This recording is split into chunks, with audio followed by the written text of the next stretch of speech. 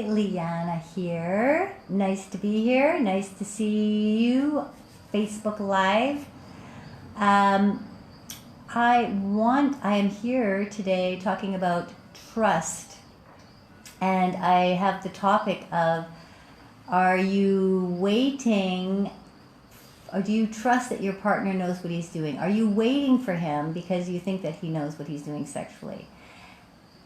The reason I'm bringing up this topic is that there have been some misconceptions over many generations what men know, what women know about sex. And I've been thinking a lot about this, the trust issue, that we as women have been putting a lot of trust in believing that our partners know what they're doing. And our partners have been believing that our partners, men, let's talk about men in general, over many generations, are led to believe that they know what to do sexually, that they should know what to do sexually, that they should know what to do sexually.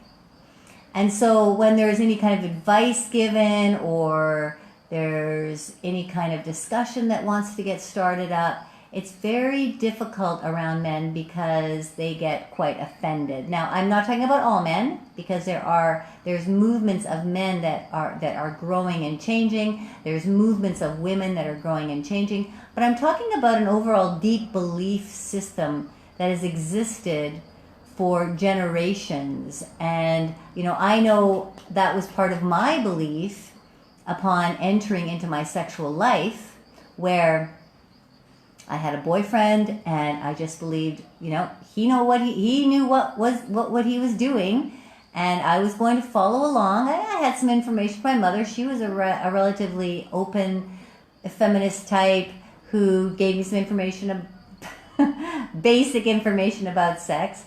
But I'm going to trust the man because he should know what he's doing. And so, of course, he doesn't, because this is just some crazy belief that was instilled upon this patriarchal system. This men are empowered with the sexuality and the control of sex, and women don't know what they're doing, and so they should just follow along.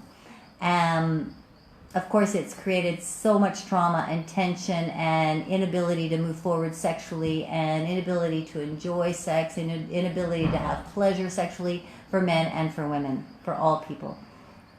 Now, yes, it's changing. I want to bring that up again, that things are changing and shifting, but I want to bring up some of this history of the deep levels of belief that existed around who knew what to do sexually. And really, nobody knew what to do. Nobody knew what to talk about or how to express themselves, because it was expected that the man was going to lead and that the woman was going to follow. And if there was a problem, or she wasn't getting excited, or she wasn't having orgasms, or he wasn't getting an erection, it was the woman's fault. There was something wrong with her, because obviously he should know what he's doing, and he should be, it should be working for him. So this belief is shifting and changing now, of course, because women are becoming more empowered sexually, men are becoming more empowered sexually. Not everybody, but many people are looking for information. There's a lot of information available. But I want to point out that belief is still heavily ingrained in our energetic beings from our ancestors. If we are consciously aware of that, then when you go into a relationship and there are some sexual problems, things aren't happening as smoothly as you would like, then first of all, know that there is nobody to blame, that you are in a dance together, and that you are going to start to work together and trust each other through the process and the exploration. Now, I'm going to talk to women specifically here, because we have held on to these deep beliefs that it's our fault if sex is not, if our sexual relationship is not successful. And we need to do, and it's up to us to figure it out and do something in order for it to become successful. But what, because you can't give you can't give your partner advice. So what do you do? And now that we are all opening up and talking more about sex and exploring ourselves sexually, things are changing. But we still need to, as women, specifically talking to women, to empower ourselves more around our sexual being. We need to empower ourselves around trusting that our needs and wants and desires are important, that they are real, that they are true. Now, it's hard to do that. I know. It's hard to trust that you may have a certain kind of desire you would like to play out, or you'd like to have part of, you would like to have with your partner. But it's scary to trust yourself with that, because you may feel like something is wrong with you, or that it's odd or bizarre or weird. And it's difficult to discuss it with your partner because you're afraid what they might think or how they might react to this strange, you may think that is a strange desire. But I want you to know that trusting yourself is the most important aspect to move forward in creating a connection that's going to be real, that's going to be strong, that's going to be powerful, that's going to be exploratory, that's going to be more intimate. So the first thing one needs to do is to listen to their bodies. It's all of this information comes from our bodies. We need to listen and feel what it is that we need in our bodies. And sometimes it's just we need to be touched lightly, or we need to be treated gently. And so then once we are able to feel it, we can then begin to express it.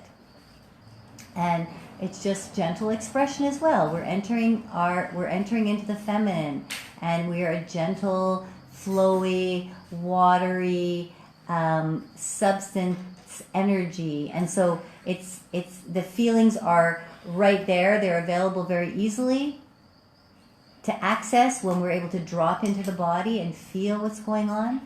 And then we want to be able to relay that information. I enjoy this. I would like this. I want this. This is all absolutely positive and okay to do. So, trust is the key here. We are so led to believe that we are not to trust our bodies. We are not to trust the messages that of desire that are led from our bodies, because it's bad, it's not wanted, it's not coming from another source. But that's where we have to start. We have to feel what it is that our body is requiring, what it is our body is feeling, and allow that to be expressed. Not be afraid of it, not to trust that we know best, trust that we understand ourselves better than anybody, and that our intimate partners need to know this information. So once we were able to trust ourselves, access that information, relay the message to our partners, then we create a more intimate connection with them. And then we can start to explore with this beautiful information that comes out from us. Don't wait for your partner. Don't wait for that person to make the steps or make the moves. If things are falling apart, or you're not feeling activated, you're not feeling sensual, you're not even feeling connected to your sexual energy, you need to relay that information so that you can then have the time and space so you can drop in and find out what's going on for you. So I offer space, I offer a place where you can become healthier, where you can become younger, where you can become more vibrant by connecting to your body, discovering the incredible desires that you have there, and then finding a way that you can express that in a safe way, in a way that's going to relay the message clearly. Trust, trust, trust. Trust what's going on. Trust yourself. Trust that you know exactly what is right for you, that you know exactly what you need. Trust that you know exactly the direction that you need to take. It's time for us to let go of all this fear. It's time for us to dump the belief that we don't know what we're doing.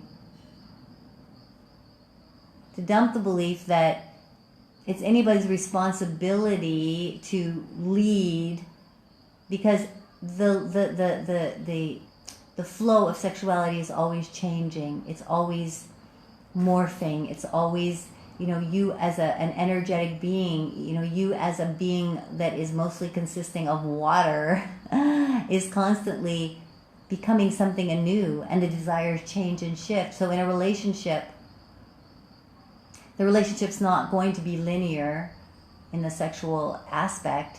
It's going to shift and change. And so it's going to be in and out. And if your partner and you are not connecting, it's not up to that. It's not up to him. It's not his fault. It's not your fault. It's that it's shifted and changed, and you need to go back in and feel what's going on and connect with the new desires that have come up. So I would love to help you out with this. This is my specialty, activating sexual energy, connecting to the sexfulness of who you are, allowing yourself to connect to that sexfulness of who you are. Thank you very much for listening. Love to hear from you. Comment below, like my page, share it, and subscribe. Ciao for now.